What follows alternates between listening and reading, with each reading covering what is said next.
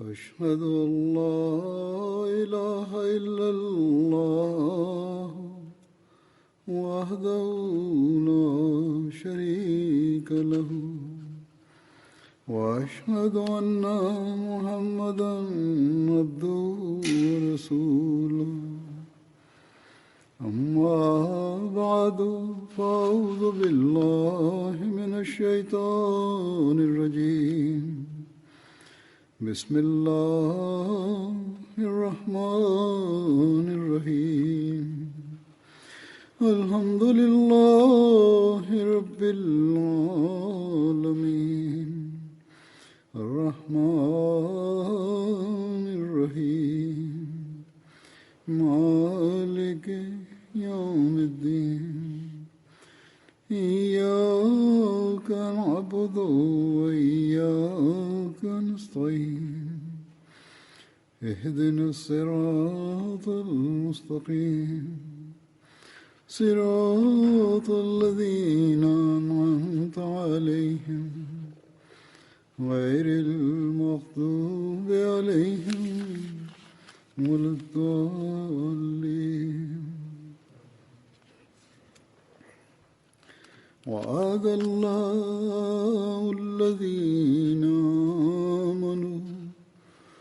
وعد الله الذين آمنوا منكم وعملوا الصالحات ليستخلفنهم في الأرض كما استخلف الذين من قبلهم ولا يمكنن لهم دينهم الذي ارتضى لهم ولا يبدلنهم من بعد خوفهم أمنا يعبدونني لا يشركون بي شيئا ومن كفر بعد ذلك فأولئك هم الفاسقون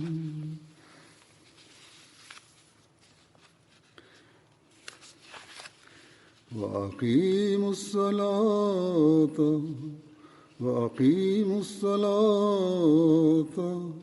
وآتوا الزكاة وأطيعوا الرسول لعلكم ترحمون.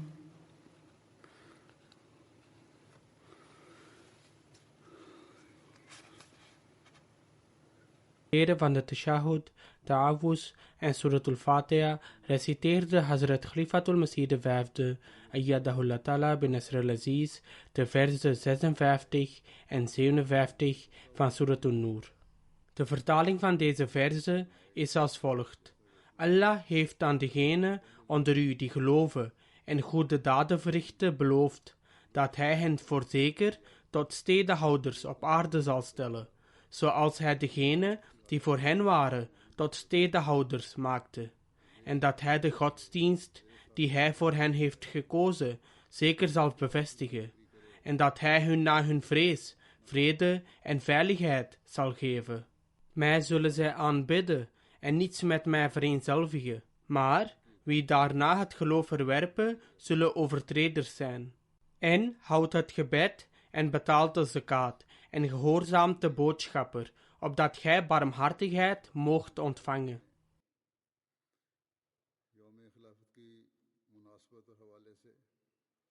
Gisteren was het 27 mei, dat bekend staat als de Khilafat-dag. Op de Khilafat-dag houdt onze Jamaat verschillende bijeenkomsten, zodat we kennis kunnen maken met de geschiedenis van de gemeenschap en ons onze verantwoordelijkheden met betrekking tot Khilafat blijven realiseren en degene kunnen worden die nadat ze trouw hebben gezworen aan Khilafat hun plichten vervullen.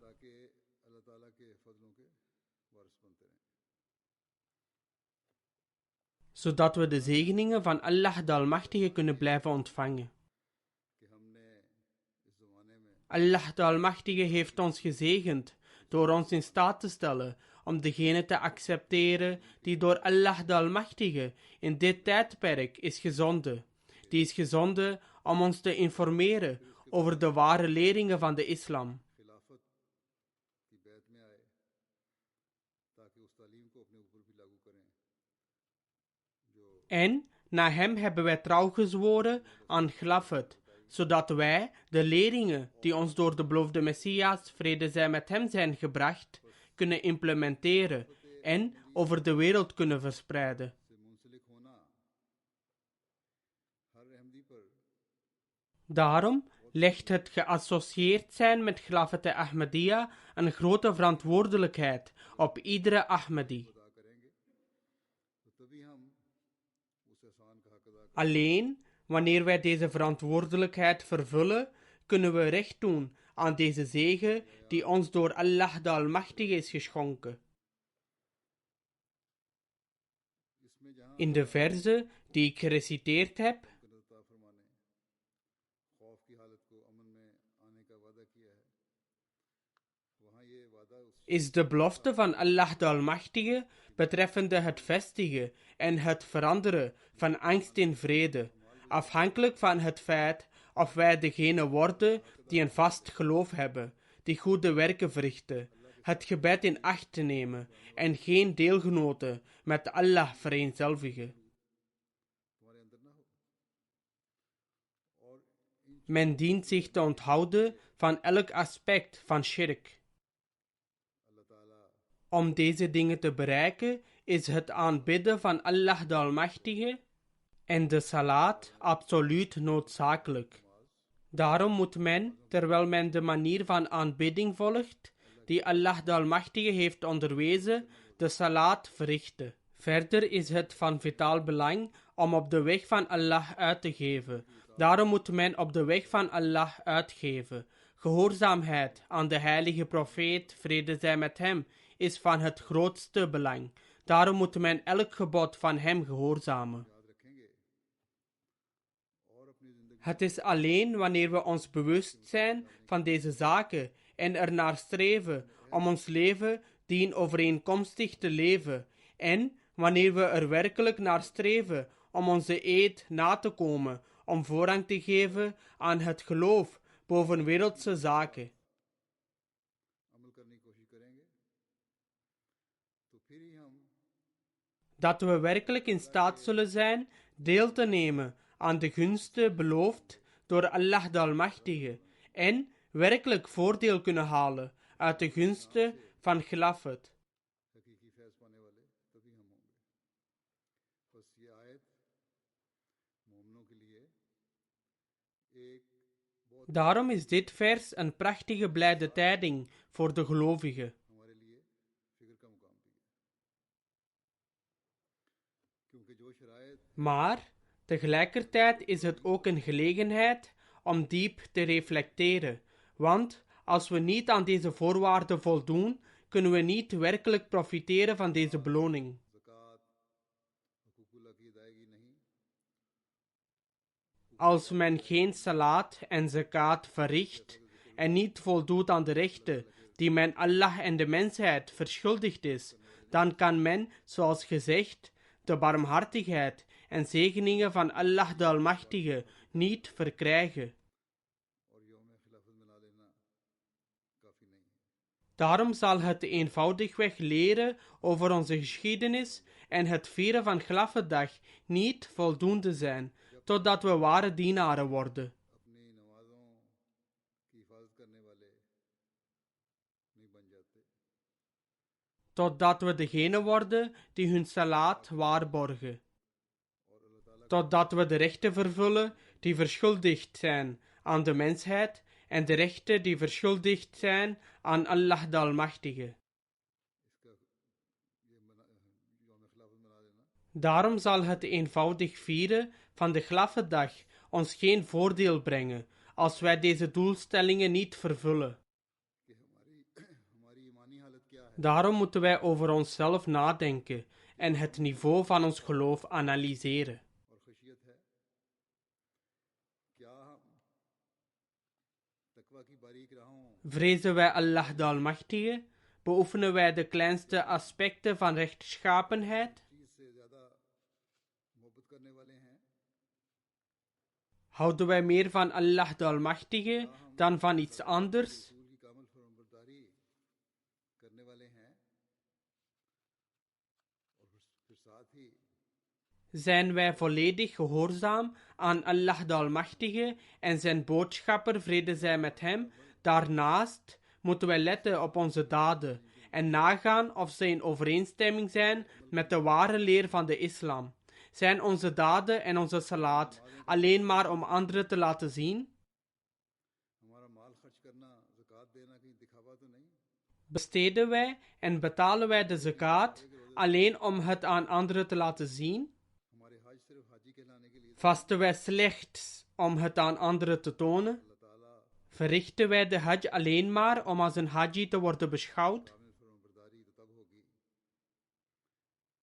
दिली सुकून Wij kunnen slechts waarlijk gehoorzaam zijn aan Allah de Almachtige en zijn boodschapper, vrede zij met hem, en kunnen slechts gemoedsrust en veiligheid bereiken wanneer onze handelingen uitsluitend tot doel hebben het welbehagen van de Almachtige God te verkrijgen. खिलाफत के ज़ेर साया कायम होगा जब हमारा En een dergelijke samenleving onder de schaduw van Khilafat kan slechts worden gevestigd wanneer elk van onze handelingen waarlijk de rechten vervult die verschuldigd zijn aan Allah en de rechten die verschuldigd zijn aan de mensheid. अल्लाह ताला के इस इरशाद को हमेशा सामने रखना होगा कि वो ईमान लाने वाले Daarom is het niet genoeg om alleen maar woorden uit te spreken, maar moeten we altijd deze instructie van Allah de Almachtige in gedachten houden, dat de gelovigen die goede werken verrichten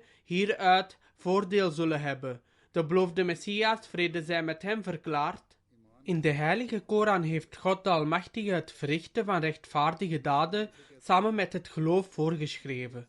Een handeling wordt als vroom of goed beschouwd wanneer het vrij is van elke vorm van ongerechtigheid. Vergeet niet dat de daden van de mens altijd ten prooi vallen aan dieven. Wie zijn die dieven? Het is pretentieusheid. Dit wil zeggen, wanneer de mens een daad verricht om aan andere mensen te laten zien, dan is er ujub, dat wil zeggen, een daad verrichten en zeer tevreden zijn met de eigen daden. Zo zijn er ook allerlei ondeugden en kwaden, waarvan men soms niet eens beseft dat men ze begaat, en die uiteindelijk iemands goede daden ruïneren. Rechtvaardige daden zijn die daden die vrij zijn van zelfs maar de gedachte aan alle onrechtvaardigheden, verwaandheid, aanmatigendheid, arrogantie en het zich toe-eigenen van de rechten van anderen. Dat is in wezen de ware rechtvaardige daad. Het is niet slechts het afzien van het begaan van een slechte daad. In feite verklaarde de beloofde Messias, vrede zij met hem, dat zelfs de gedachte daaraan niet in iemands gedachte zou mogen opkomen. Alleen dan kan men een ware gelovige genoemd worden en iemand die goede daden verricht. Net zoals iemand door zijn rechtvaardige daden in het hiernamaals beschermd kan worden, kan hij er ook in deze wereld door beschermd worden. Zelfs als er één individu in het huis is die deugdzame daden verricht, kan het hele huis als gevolg daarvan worden gered. Wees je bewust van het feit dat zolang iemand geen deugdzame daden verricht, het simpelweg belijden van geloof geen nut heeft. Vandaar dat rechtvaardige daden absoluut noodzakelijke voorwaarden zijn naast geloof. De beloofde Messias, vrede zij met hem, verklaart vervolgens: rechtvaardige daden kunnen niet worden uitgevoerd, louter op basis van ons eigen begrip en veronderstellingen, noch door alleen maar te verklaren dat een dergelijke daad een goede daad is.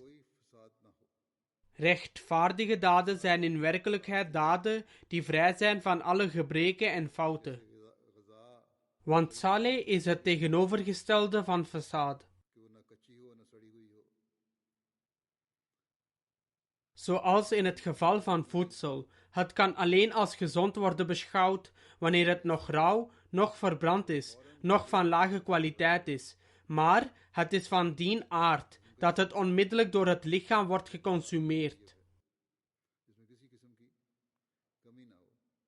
Het wordt een deel van het lichaam en dat voedsel is gezond, waarin niets ontbreekt. Op dezelfde manier is het essentieel dat rechtvaardige daden geen enkele vorm van onzuiverheid erin mogen hebben. Dit wil zeggen dat ze in overeenstemming moeten zijn met de geboden van God de Almachtige. Die daden moeten in overeenstemming zijn met wat God de Almachtige heeft bevolen.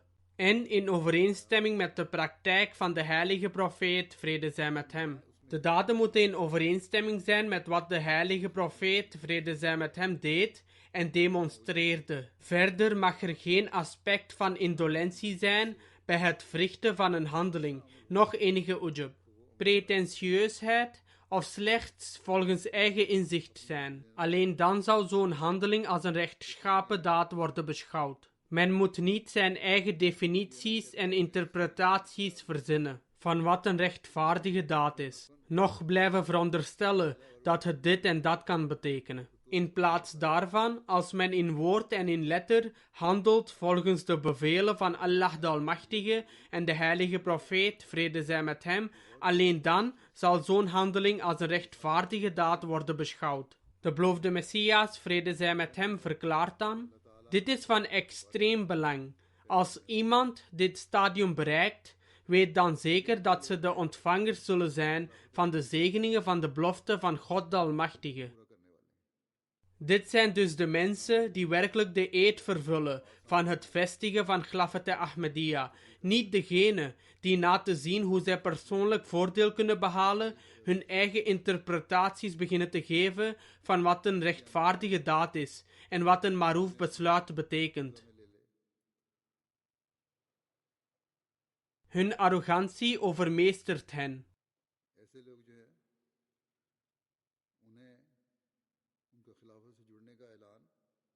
De verklaringen van zulke mensen dat zij gehecht blijven aan Khilafat kan geen enkel voordeel opleveren, hoe vaak zij ook beweren gehecht te zijn aan Khilafat.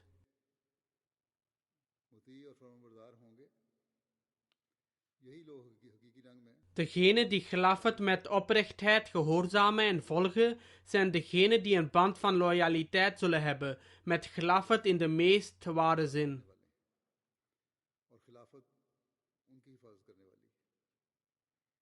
Zij zijn degenen die Khilafat beschermen en die zelf beschermd worden door Khilafat.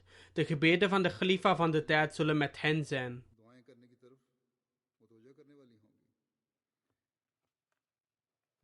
Hun problemen en zorgen zullen de gebeden van de Khalifa van de tijd aantrekken. Zij zijn degenen die rechtvaardige daden verrichten.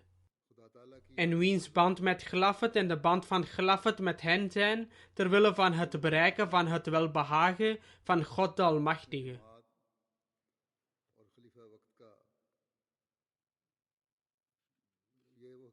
Daarom is dit de ware Khilafat waarin de band tussen de gemeenschap en de Khalifa van de tijd omwille van het verkrijgen van het welbehagen van God de Almachtige is.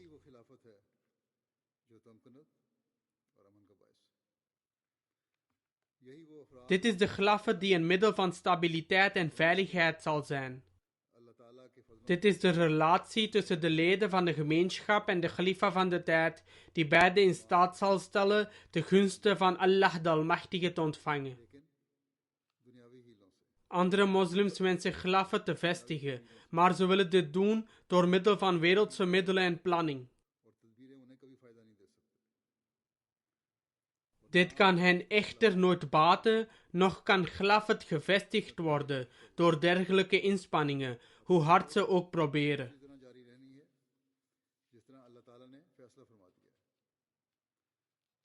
Nu, Khilafat zal doorgaan zoals God de Almachtige verordend heeft.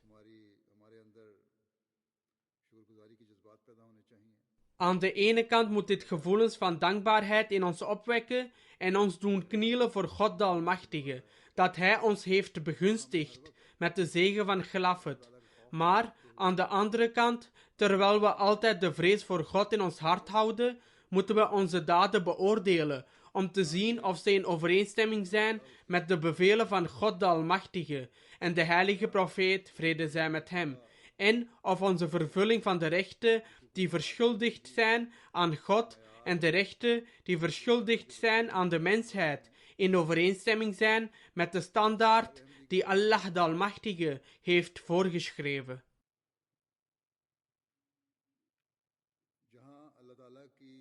Dus waar elk moment van een Ahmadi besteed moet worden in dankbaarheid aan Allah de Almachtige voor het verlenen van de zegening van Khilafat,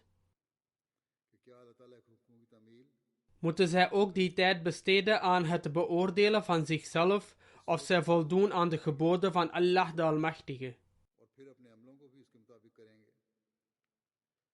Wanneer iemand zijn leven leidt met dit in gedachte en zijn daden in overeenstemming hiermee vormt en bidt dat Khilafat stevig gevestigd blijft, dan zullen zij de gunsten van God de Almachtige blijven ontvangen.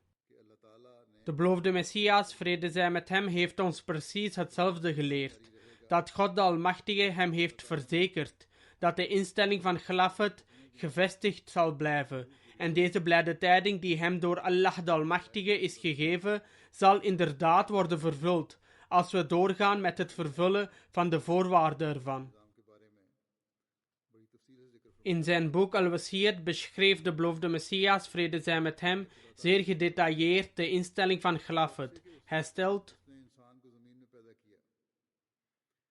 dit is de weg van God, en sinds hij de mens op aarde schiep, heeft hij altijd deze goddelijke praktijk gedemonstreerd. Hij helpt zijn profeten en boodschappers en schenkt hen succes en overheersing, zoals hij zegt: Kataballahu la aghlibanna ana wa rusuli. God heeft verordend dat hij en zijn profeten de overhand zullen hebben. En met overheersing wordt bedoeld dat zoals boodschappers en profeten wensen dat Gods hujjat in de wereld wordt gevestigd en niemand in staat is zich daartegen te verzetten, God op zijn beurt met machtige tekenen hun waarachtigheid toont, evenals de waarheid die zij in de wereld willen verspreiden.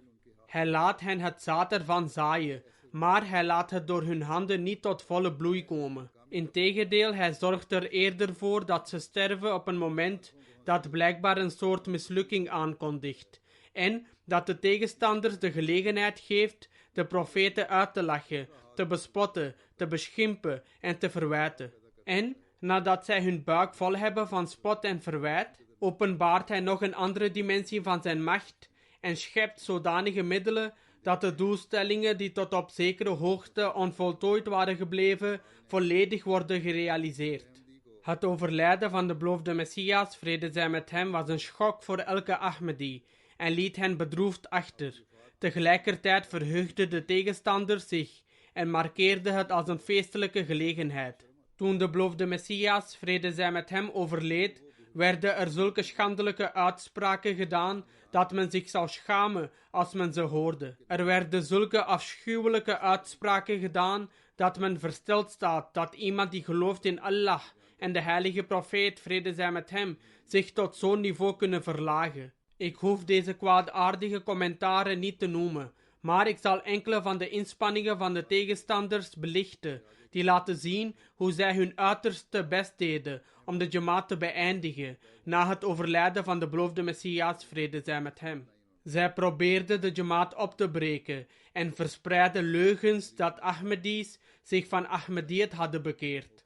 De volgelingen van de Pir Jamaat Ali Shah zeiden bijvoorbeeld dat Ahmadis afzien van Ahmadiyyat en trouw zwoeren. Dit wil zeggen dat Ahmadis zich na het overlijden van de beloofde Messias, vrede zij met hem, van Ahmadiyyat hadden afgekeerd en zich bij hen hadden aangesloten. Terwijl hij de Ahmadiyyat adviseerde, zei Khwaja Hassan Nizami Sahib: Ahmadis zouden Mirza Sahib's bewering dat hij de Messias en Mahdi is, moeten verwerpen. Anders zonder de aanwezigheid van een intelligent en goed georganiseerd individu, zoals Mirza Sahib, bestaat het gevaar dat de Ahmadiyya Jamaat niet in staat zou zijn de tegenreactie van zijn tegenstanders te overleven en uit elkaar zou vallen. Hij gaf dit advies op een zeer politiek tactvolle manier in de gedaante van zacht gesproken woorden. Hoewel hij een zeer ernstige houding leek te hebben, probeerde hij echter te doen alsof hij dit zei uit zijn eenvoud en sympathie voor Ahmadis, dat Mirza Sahib is overleden en er niemand is die nu de Jamaat zou kunnen leiden. Dat is waarom Ahmadiyyat zouden moeten verlaten en zich bij hen zouden moeten aansluiten.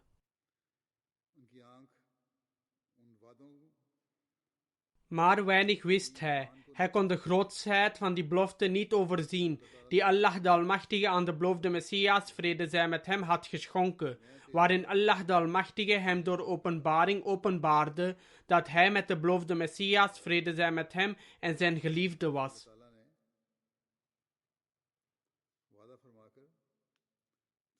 Allah de Almachtige gaf tijding aan de beloofde Messias, vrede zij met hem, en verzekerde hem dat na hem de instelling van Khilafat gevestigd zou worden, en dat deze beloften en profetieën zeker vervuld zouden worden.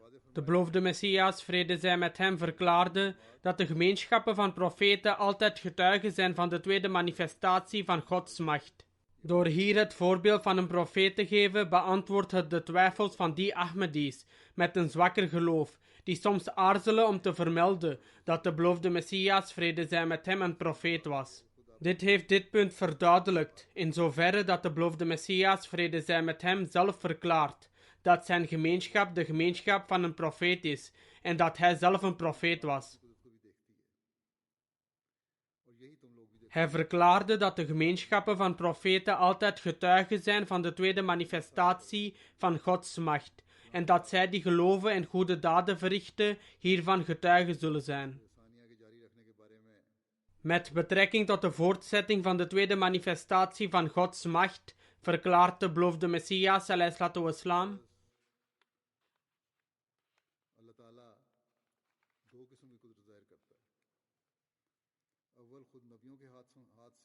zo manifesteert hij twee soorten machten. Ten eerste toont hij de hand van zijn macht aan de handen van zijn profeten zelf.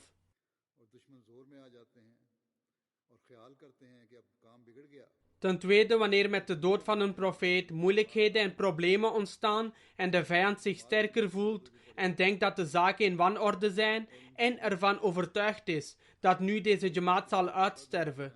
En zelfs leden van de Jamaat ook in een dilemma verkeren en hun ruggen gebroken zijn en sommige van de ongelukkige paden kiezen die tot afvalligheid leiden, dan is het dat God voor de tweede keer zijn machtige kracht toont en de vallende Jamaat ondersteunt en verzorgt. Wie dus standvastig blijft tot het einde is getuige van dit wonder van God.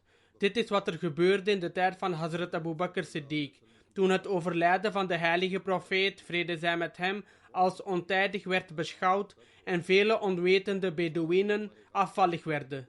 Ook de metgezellen van de heilige profeet, vrede zij met hem, getroffen door verdriet, werden als degene die hun verstand verliezen. Toen verhief Allah Hazrat Abu Bakr Siddiq en toonde voor de tweede keer de manifestatie van zijn macht en redde de islam. Juist toen deze op het punt stond ten val te komen en vervulde de belofte die in het vers was vervat. وَلَا يُمَكِّنَنَّ لَهُمْ دِينَهُمُ الَّذِي ارْتَضَىٰ لَهُمْ وَلَا يُبَدِّلَنَّهُمْ مِنْ بَعْدِ خَوْفِهِمْ أَمْنًا. Dat wil zeggen, na de vrees zullen wij hen weer stevig vestigen. De beloofde Messias, vrede zij met hem, verklaart verder: dus beste vrienden, aangezien het de Sunnatullah is sinds onheugelijke tijd dat God de Almachtige twee manifestaties laat zien, opdat er een einde komt aan de tweede valse vreugde van de tegenstanders, is het nu niet mogelijk dat God afstand doet van zijn sunnah sinds oudsher. Treur dus niet over hetgeen ik je heb gezegd, noch moet jouw hart bedroefd zijn. Want het is voor jullie van wezenlijk belang ook de tweede openbaring mee te maken. En haar komst is beter voor jullie omdat ze eeuwigdurend is, waarvan de continuïteit niet zal eindigen tot de dag des oordeels. En die tweede manifestatie kan niet komen tenzij ik vertrek. Maar wanneer ik vertrek, zal God die tweede manifestatie voor jullie zenden, die altijd bij jullie zal blijven, zoals God heeft beloofd in Brahine Ahmadiyya. En deze belofte is niet voor mijn persoon, de belofte heeft veel eer betrekking op jou, want God zegt: ik zal deze Jamaat, die jouw volgelingen zijn, laten zegevieren over anderen tot de dag des oordeels. Het is dus onvermijdelijk dat jullie de dag van mijn vertrek meemaken, zodat na die dag de dag komt die de dag van de eeuwige belofte is. Onze God is Hij die zijn belofte vervult en die getrouw is en de waarachtige God is. Hij zal u tonen alles wat Hij beloofd heeft. Hoewel deze dagen de laatste dagen van deze wereld zijn en er vele rampen op komst zijn, toch is het noodzakelijk dat deze wereld blijft bestaan, totdat al die dingen waarover God heeft geprofeteerd, zullen uitkomen. Ik ben van God gekomen als een manifestatie van de goddelijke voorzienigheid en ik ben een personificatie van zijn macht.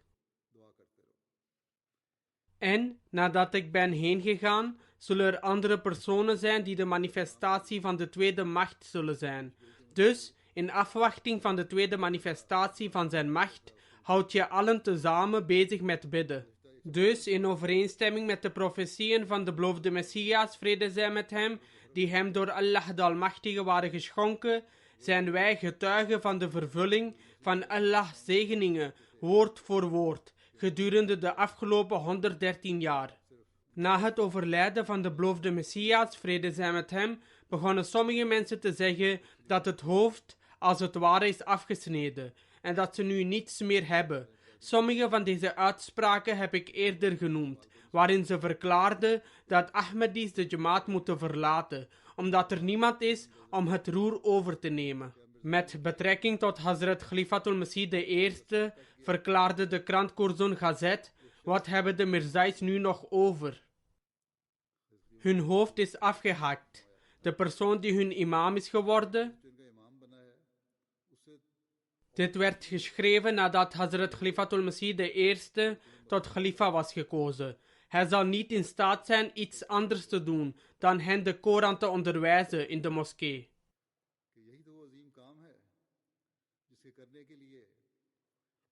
Echter, deze onwetenden die verstoken zijn van wijsheid, wat zouden zij weten dat dit die prachtige taak was waarvoor Hazrat Ibrahim bad, dat een buitengewone profeet uit zijn nageslacht moest worden verwekt. En dit was de prachtige sharia die door de heilige profeet, vrede zij met hem, werd gebracht. En dat dit het meest volmaakte en voortreffelijke boek is, waardoor degenen die het lezen en het onderwijzen zullen slagen in deze wereld en in het hiernamaals. De beloofde Messias ﷺ was door God gezonden om de leringen van dit boek verder te verspreiden en waarvoor de instelling van Khilafat is opgericht. Niettemin, toen hij dit hoorde, verklaarde Hazrat Khalifatul Masih I: mogen Allah ervoor zorgen dat dit gebeurt en ik in staat ben om jullie alleen de Koran te onderwijzen. Dit is iets wat Hazrat Khalifatul Masih I op een uitzonderlijke manier deed. De vijanden die dachten dat de organisatie van de Jamaat in wanorde zou geraken en dat het uiteen zou vallen, bleven even verbitterd achter als altijd. Hazrat Khalifatul Masih I antwoordde de hypocrieten en degenen die Sadr Anjuman steunden op zo'n manier dat niemand de kracht had om enig kwaad te verspreiden. In zijn eerste toespraak als Khalifa verklaarde hij: ongeacht wat jullie emoties of meningen zijn, jullie moeten nu mijn bevelen volledig gehoorzamen. Dan bij een andere gelegenheid hield Hazrat Khalifatul Masih I een nadrukkelijke toespraak in Masjid Mubarak. Door jullie acties hebben jullie mij zoveel pijn gedaan dat ik niet eens in het deel van de moskee sta dat jullie gebouwd hebben.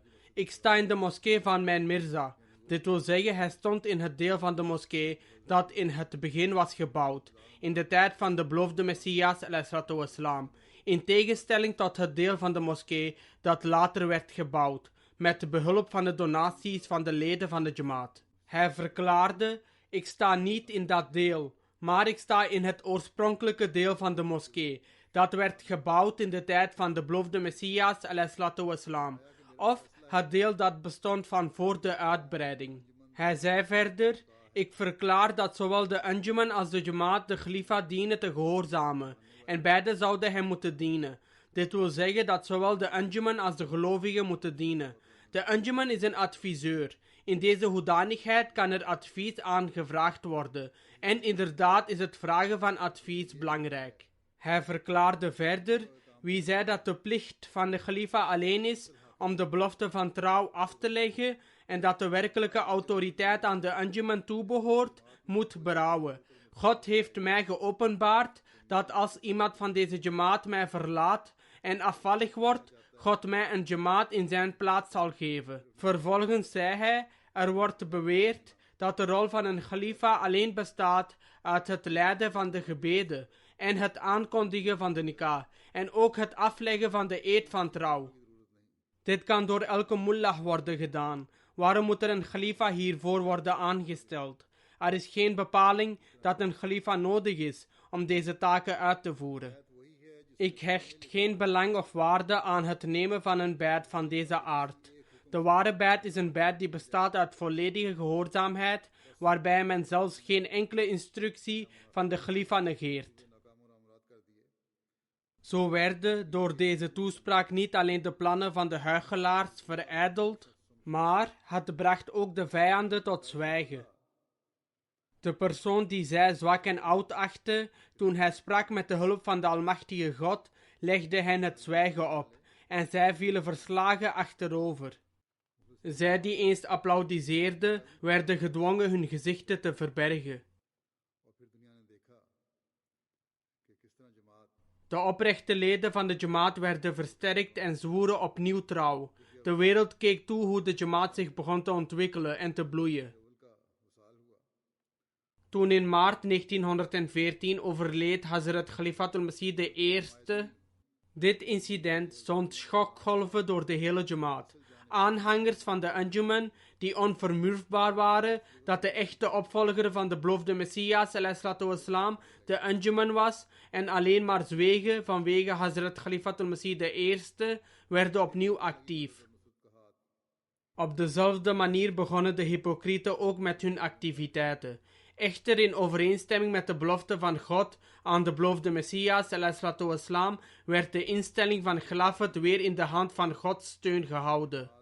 De aanhangers van de Anjuman waren bezorgd dat de jamaat Hazrat Mirza Bashiruddin Mahmud Ahmed Sahib Raziallahu Ta'ala Anhu zou kiezen als de volgende khalifa. Zij deden hun uiterste best om dit te voorkomen en zelfs maar voor een korte periode uit te stellen.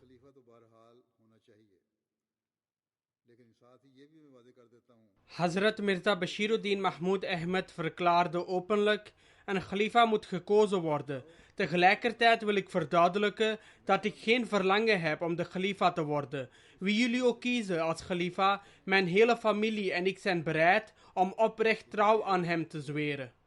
Maar de mensen die zichzelf als uiterst wijs beschouwden en de leiding wilden nemen, waren bezorgd dat de beslissing ten gunste van Hazrat Mirza Bashiruddin Mahmud Ahmed zou uitvallen en accepteerden dit niet.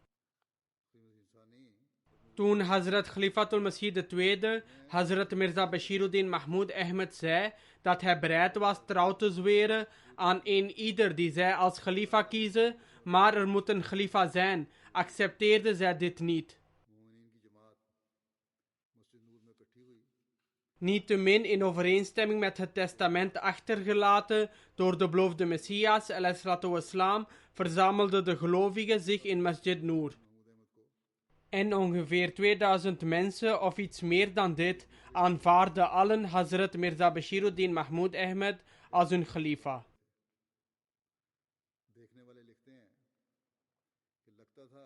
Mensen sprongen over elkaar heen om trouw te zweren. De aanwezigen van toen hebben geschreven dat het leek alsof de engelen de mensen grepen en hen na de verkiezing brachten om trouw te zweren. Toen zij dit alles zagen, namen de aanhangers van de Anjuman, waarvan sommige vooraanstaande leden waren, de gehele kas mee en vertrokken.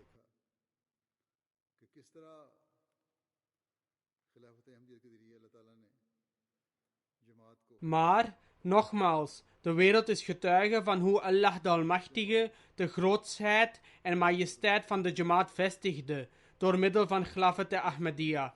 Hazrat Muslim Maud radiyallahu ta'ala anho's 52-jarige regeerperiode als khalifa is het bewijs dat de jeugd aan wie Allah de Almachtige de teugels van Khilafat overhandigde, de Jamaat in een snel tempo naar steeds nieuwe hoogte van succes bracht.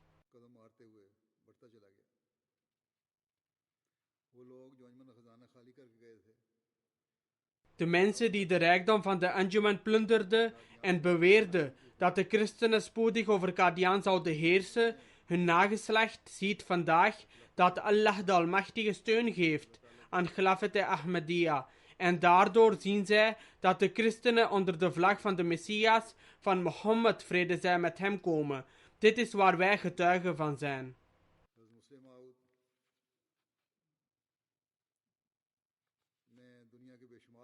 Hazrat Muslim Maud stichtte verschillende missies over de hele wereld.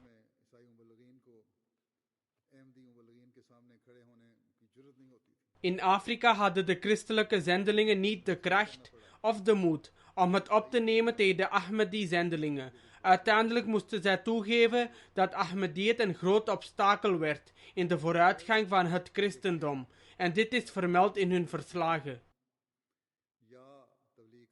Dus, of het nu ging om het verijdelen van de plannen om Qadian aan te vallen, het gebied van de verspreiding van de boodschap of de migratie, bij elke stap stuurde deze vastberaden en vastbesloten khalifa het schip van de Jamaat met de hulp en de steun van Allah de Almachtige en bracht het naar steeds nieuwe hoogte van succes en bewaakte het.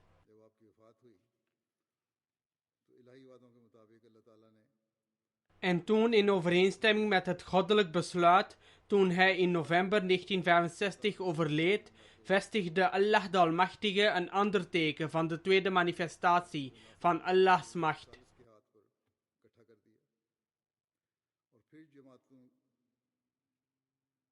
Opnieuw verzamelde Allah de Almachtige de Jamaat aan de hand van Hazrat Mirza Nasir Ahmed, Khalifatul Masih III, en veranderde hun staat van angst in vrede. En opnieuw ging de Jamaat door met het bereiken van nieuwe hoogten van succes.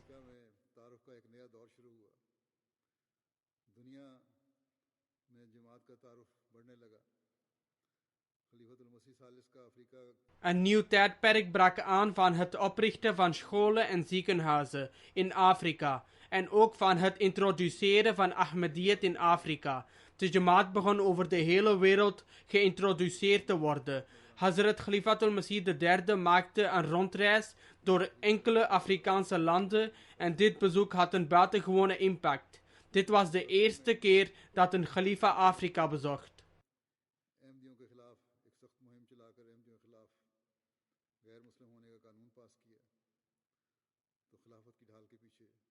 In 1974 begon de toenmalige regering een zeer sterke campagne tegen de Ahmadis en nam een wet aan om Ahmadis tot niet-moslims te verklaren. Echter, onder de bescherming van Khilafat ontsnapte de Jamaat met succes aan deze gevaarlijke aanval en de pogingen van de tegenstanders om het succes van de Jamaat te belemmeren werden volledig verijdeld en gefrustreerd.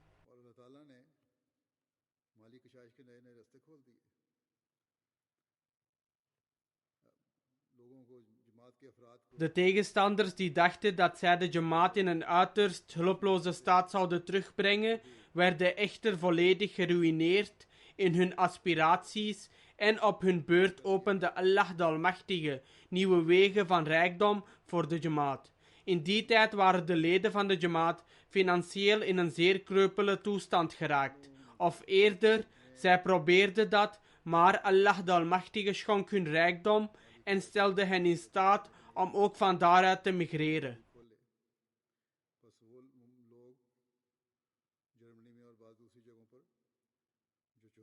Daarom kregen de mensen die na 1974 naar Duitsland of een ander land zijn geëmigreerd veel rijkdom.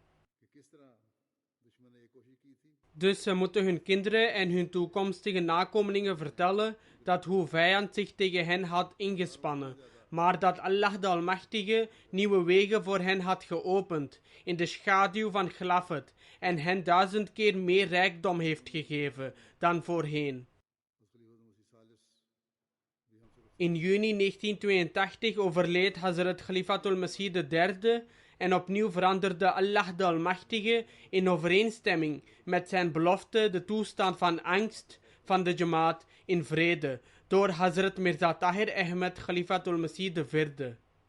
जमात की तरक्की को देखकर हवास बाख्ता हो चुका था उसने नए सिरे से In die tijd waren de tegenstanders volledig verbijsterd toen zij getuigen waren van het succes van de Jamaat en zij trachten opnieuw nieuwe plannen te smeden om Khilafat Ahmadiyya volledig te vernietigen. Aan de ene kant trachtte de vijand naar eigen inzicht een dodelijke aanval uit te voeren, maar deze onwetenden, die verstoken zijn van enige wijsheid, slaagden er niet in de plannen van het goddelijke te begrijpen. Door buitengewone hulp en steun stelde Allah de Almachtige Hazrat Khalifatul Masih IV in staat om te migreren vanuit Pakistan en de tegenstanders bleven toekijken. Na de migratie van de vierde Khalifa begon een nieuw tijdperk van succes. En via de satelliet begon de Khalifa van de tijd, Ahmadiyyat en de ware boodschap van islam niet alleen het huis van elke Ahmadi te bereiken, maar zelfs de niet-Ahmadis over de hele wereld. En nieuwe wegen van tabligh gingen open. Ahmadiyyat werd voor het eerst in vele landen opgericht. En de ware boodschap van de islam begon zich te verspreiden. De publicatie van de heilige Koran nam nog meer toe dan voorheen en de vertalingen ervan werden in nieuwe talen geproduceerd. In overeenstemming met het goddelijke decreet overleed Hazrat Khalifatul Masih IV in april 2003. Opnieuw schokte dit nieuws de Jamaat en de vijand dacht dat dit de perfecte gelegenheid was om nu een einde aan de Jamaat te maken. Echter in overeenstemming met de belofte van Allah de Almachtige aan de beloofde Messias ﷺ verleende hij opnieuw zijn steun aan de Jamaat. En deed dit op zo'n manier dat zelfs de tegenwerkende Molvis erkenden dat. Ondanks dat zij ons niet als waarheidsgetrouw beschouwden, de praktische manifestatie van Gods steun met de Jamaat was. En zij waren hier getuigen van. Maar ondanks het feit dat zij weten dat de praktische manifestatie van Gods steun bij ons is, zijn zij onwillig om te aanvaarden.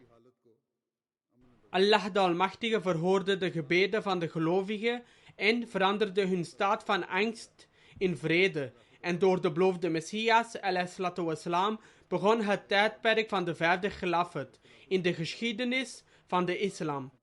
In het vroege tijdperk van de islam was de Khilafat Rashida slechts beperkt tot 4 khalifa's. En dit was voorspeld door de heilige profeet, vrede zij met hem. En nu is het tijdperk van de vijfde khalifa, dat is begonnen door de beloofde Messias ﷺ, ook in overeenstemming met de profetie van de heilige profeet, vrede zij met hem. Sinds de komst van de beloofde Messias ﷺ zijn er vele nieuwe hoofdstukken geschreven in de geschiedenis van de islam. En het tijdperk van de vijfde Khilafat is ook één van hen.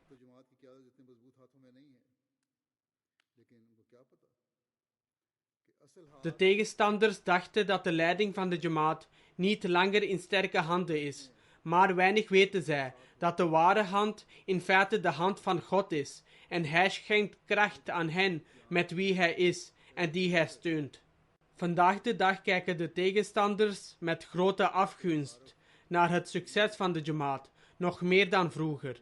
De introductie van de Jamaat en haar wereldwijde erkenning in dit tijdperk is op buitengewone wijze geschied, onder alle geledingen van de samenleving en op elk niveau. Ik ben een zeer zwak persoon en dit succes is niet te danken aan enige uitmuntendheid van mijn kant.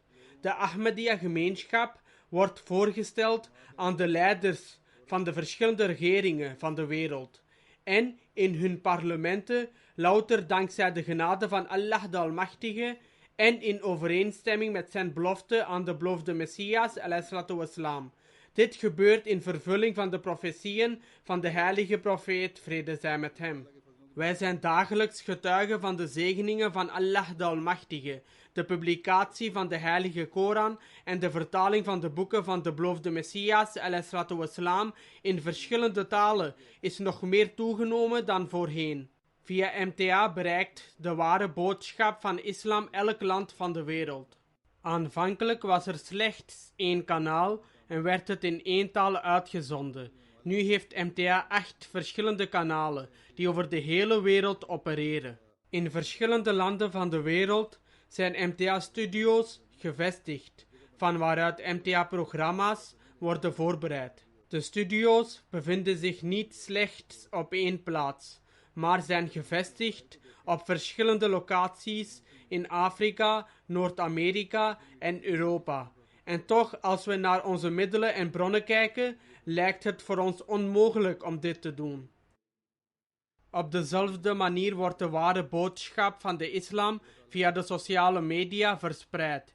De regering in Pakistan heeft op verschillende manieren beperkingen opgelegd. Maar in andere landen zijn er door Allah de Almachtige nieuwe wegen voor ons geopend.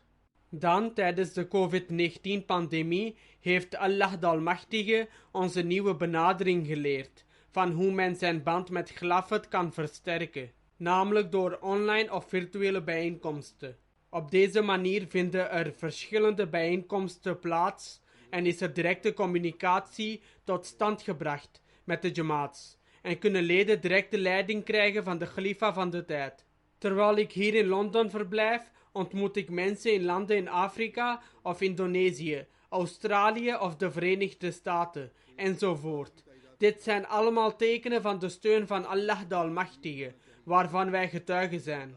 We mogen dus nooit vergeten dat we altijd recht moeten doen aan deze tekenen van de genade van Allah de Almachtige en de zegeningen die Hij ons schenkt door middel van Khilafat, zodat we blijven delen in deze beloning tot de dag des oordeels, zoals voorspeld door de heilige profeet, vrede zij met hem.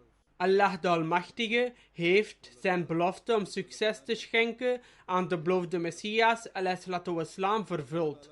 En Allah de Almachtige breekt zijn belofte niet. Wij moeten echter onze verantwoordelijkheden blijven nakomen om deel te krijgen aan deze zegeningen. We moeten altijd dankbare dienaren van Allah de Almachtige blijven en voor hem knielen. En we moeten onze dankbaarheid voor deze zegening van Khilafat tonen door middel van ons woord en onze daden.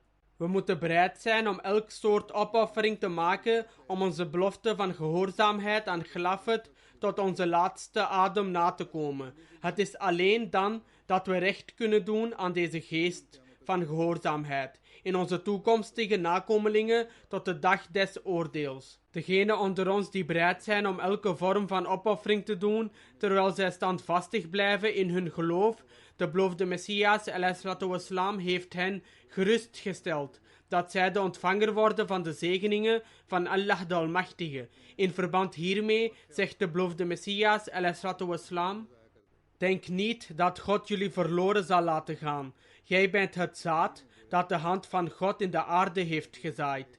God zegt dat dit zaad zal groeien en bloeien en dat zijn takken zich in alle richtingen zullen verspreiden en dat het een reusachtige boom zal worden. Gezegend is dus hij die gelooft in wat God zegt en niet bang is voor de beproevingen die hij op zijn weg ondergaat, want de beproevingen zijn noodzakelijk, zodat God je beproeft en ziet wie waarachtig is in zijn verklaring van beit en wie vals is. Wie bij een beproeving in de steek wordt gelaten, zal God in het geheel geen schade berokkenen en tegenspoed zal hem slechts in de hel doen belanden. Als hij niet geboren was, zou het beter voor hem zijn geweest.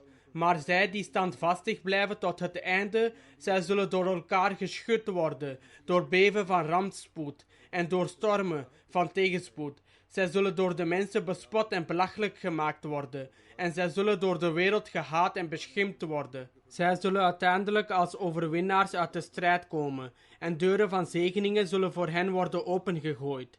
God sprak tot mij en zei dat ik met jamaat moest meedelen, dat zij die geloven en hun geloof niet met wereldse overwegingen is vervuild en die vrij zijn van huichelarij en lafheid en op geen enkel punt van gehoorzaamheid tekortschieten, de gunstelingen van God zijn. En God zegt, deze zijn het wiens standplaats de waarheid is. Gods woord informeert mij dat vele rampen zullen plaatsvinden en vele rampen zullen neerdalen op de aarde. Sommige tijdens mijn leven en sommige nadat ik ben heen gegaan. En hij zal deze jamaat ten volle bevorderen en doen toenemen. Een deel daarvan zal door mijn toedoen gebeuren en een deel na mij. Inshallah is dit succes voorbestemd om te gebeuren. Maar mogen Allah de Almachtige ons altijd in staat stellen om standvastig te blijven. Mogen Allah de Almachtige ons in staat stellen om zelf getuige te zijn van de tekenen van het volledige succes van de gemeenschap.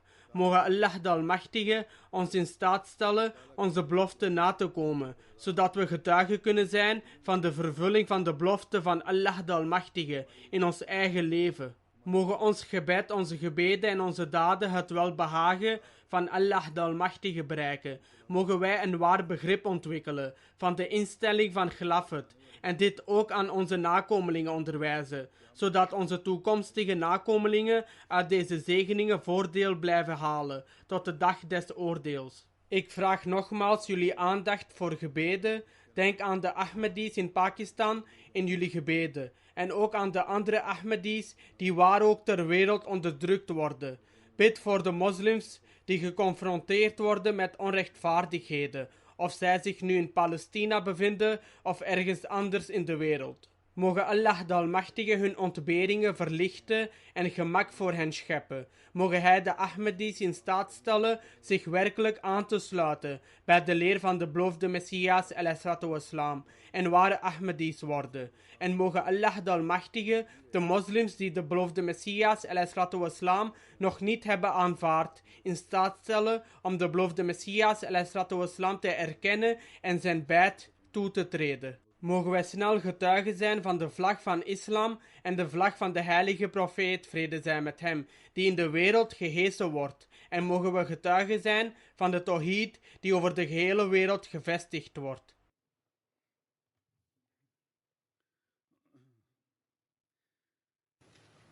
Alhamdulillah, nahmaduhu wa nasta'inuhu wa nastaghfiruhu. ونؤمن به ونتوكل عليه ونعوذ بالله من شرور أنفسنا ومن سيئات أعمالنا من يهده الله فلا مضل له ومن يضلل فلا هادي له ونشهد أن لا إله إلا الله ونشهد أن محمدا عبده ورسوله عباد الله رحمكم الله إن الله يأمر بالعدل والإحسان وإيتاء ذي القربى وينهى عن الفحشاء والمنكر والبغي يعظكم لعلكم تذكرون اذكروا الله يذكركم وادعوه يستجب لكم ولذكر الله أكبر